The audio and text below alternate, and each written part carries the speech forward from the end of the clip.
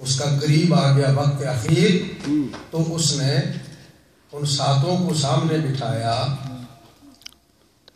اور اس نے ایک جھاڑو منگوایا، ہر ایک کے ہاتھ میں دی. سنی ہے نا گل پہلے؟ سنی ہے، مجھے پتا ہے. اور ہر ایک کو کہا کہ اس کو توڑو، اس پورے جھاڑو کو توڑ دو. سب سے پہلے بڑے کو دیا، اس نے زور لگایا، نہیں ٹوٹا. پھر دوسرے کو، تیسرے کو، حتیٰ کہ سب سے چھوٹے کو تو سب نے زور لگایا، نہیں ٹوٹا. تو اس کے بعد ان میں سب سے جو کمزور تھا اس کو کہا کہ اس کے بند کو توڑ دو، ایک ایک تنکا الگ الگ کر دو. اس نے کر دیا اور اس کہا کہ اب ایک ایک کر دو، ان سب کو توڑ دو. تو اس نے چند سیکنڈ میں ایک ایک تنکے کو کئی کئی ٹکڑوں میں توڑ کے پھینک دیا. اب اس باپ نے کہا کہ بیٹا دیکھا تم نے کہ جب تک یہ 100 تنکا اکٹھا تھا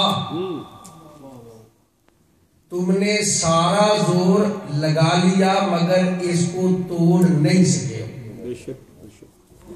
تم میں سے جو سب سے زیادہ پاورفل تھا، طاقتور تھا، وہ بھی اس کو توڑنے میں ناکام رہا ہے. اور جب اس کے بند کو توڑ دیا ہے تو اب تم نے دیکھا ایک ایک تنکے کو سب سے کمزور نے بھی توڑ کے پھینک دیا. میں تمہیں یہ بتانا چاہتا تھا کہ جب تک تم اپنا لڑائی جھگڑا چھوڑ کے متفق اور متحد نہیں ہوگے لوگ تمہیں زندہ نہیں چھوڑیں گے.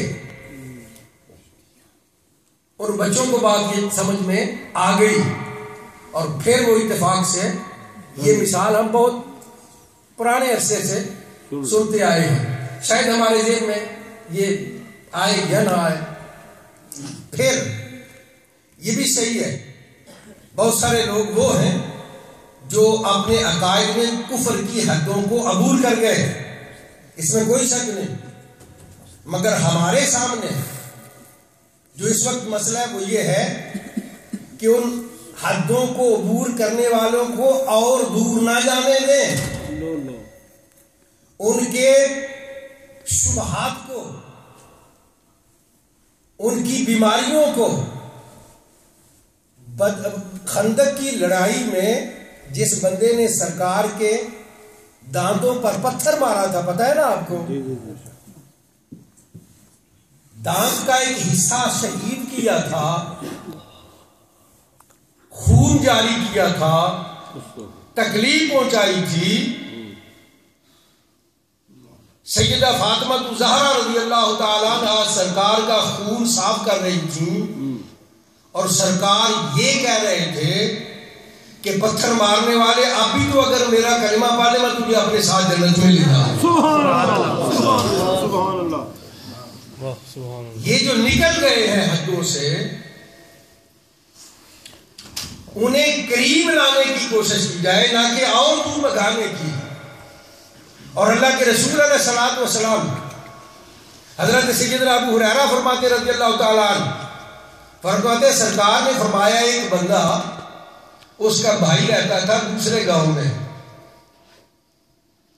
وہ اس کی ملاقات کے لیے نکلا. یہ اپنے گھر سے نکلا اس کو ملنے کے لیے.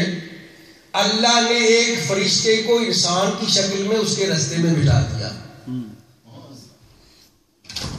جب وہ گزرنے والا اس کے پاس سے گزرا تو فرشتے نے کہا کہ بھئی بات سنو، کہاں جا رہے ہو؟ اس نے کہا کہ میں فلاں جو بستی ہے اس میں میرا بھائی رہتا ہے، میں اسے ملنے کے لیے جا رہا ہوں. کہا کیوں جا رہے ہو؟ کہا بھی وہ میرا بھائی ہے. کہا اس کے علاوہ تمہاری کوئی غرض اور تو نہیں ہے؟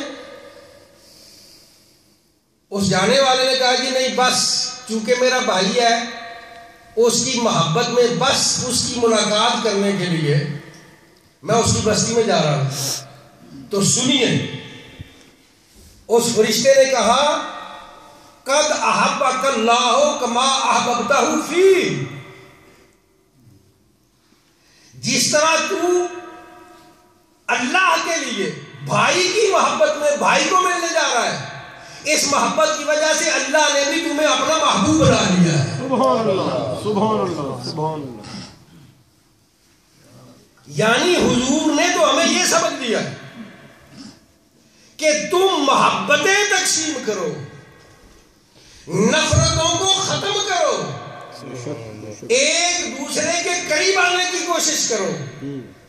حضور نے فرمایا سلام کو عام کرو، ایک دوسرے کو سلام کیا کرو،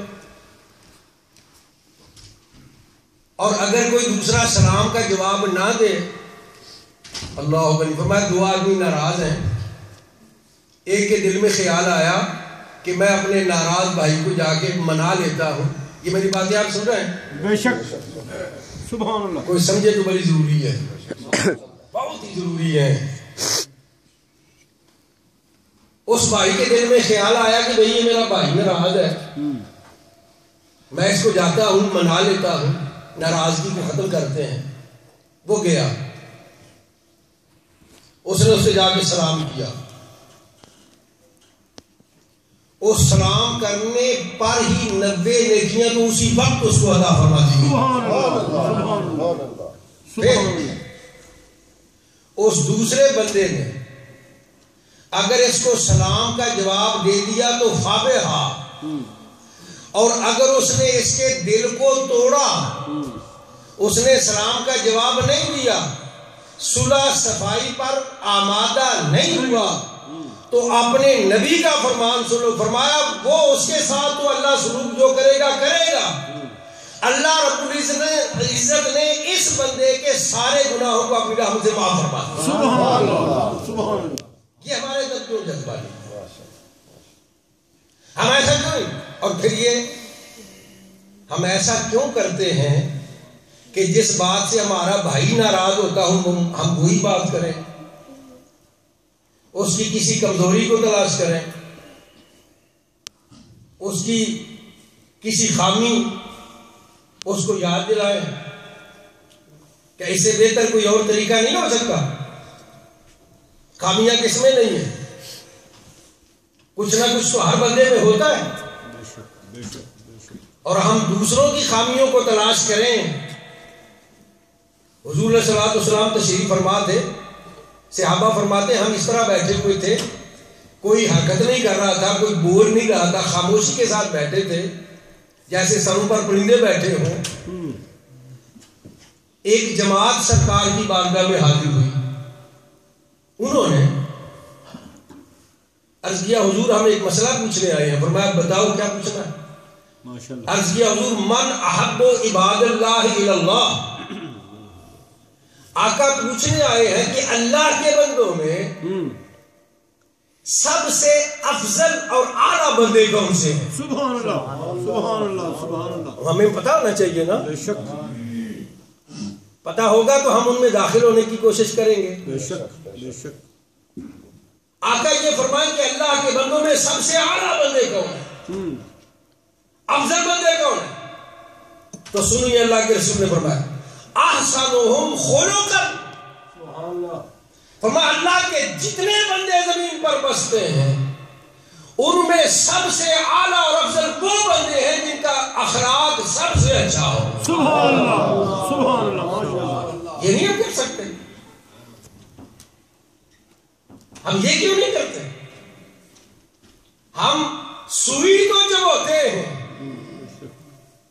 تڑپانے کے لیے، ہم زخم پر مرہم نہیں لگا سکتے آرام پہنچانے کے لیے.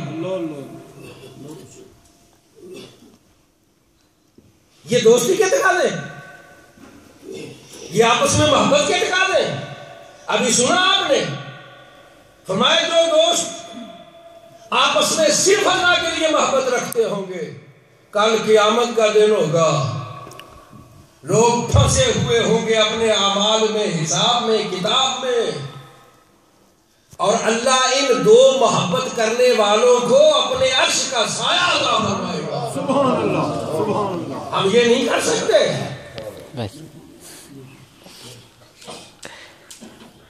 گالیاں دینا، گندی زبان استعمال کرنا، یہ مومن کا کام ہے. ہر بندہ کہے گا نہیں مومن کا کام تو نہیں ہے. تو پھر یہ جو زبانیں استعمال کرتی ہیں وہ کون ہیں؟ جب زبان سے ایسے گندے لفظ نکالتے ہیں تو ہم سوچتے نہیں ہیں ہم کون ہیں؟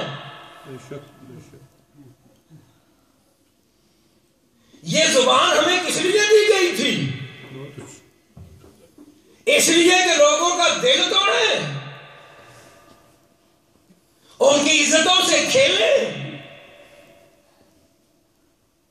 ذلیل کریں ان کو۔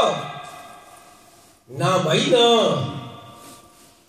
یہ زبان اللہ نے دی تھی اپنے ذکر کے لیے اور اپنے محبوب کے ذکر کے لیے، سبحان اللہ، اور اس دین کو دوسروں تک پہنچانے کے لیے۔ اور اگر ان کاموں کے لیے زبان استعمال نہیں ہو رہی، کسی اور کے لیے ہو رہی ہے، تو وہ بندہ سمجھ لے کہ وہ کس کھاتے میں ہے۔ حضور علیہ السلام کا فرمان ہے، منافق کی 3 نشانیاں